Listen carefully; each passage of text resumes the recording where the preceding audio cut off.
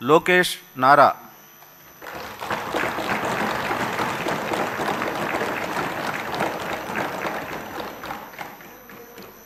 నారా లోకేష్ అనే నేను శాసనసభ సభ్యుడినైన ఎన్నిక అయినందుకు శాసనం ద్వారా నిర్మితమైన భారత రాజ్యాంగం పట్ల నిజమైన విశ్వాసం విధేయత చూపుతానని, భారతదేశ సార్వభౌమ అధికారాన్ని సమగ్రతను కాపాడుతానని, నేను స్వీకరించబోయే కర్తవ్యాలను శ్రద్ధాశక్తులతో నిర్వహిస్తానని దైవ సాక్షిగా ప్రమాణం చేస్తున్నాను.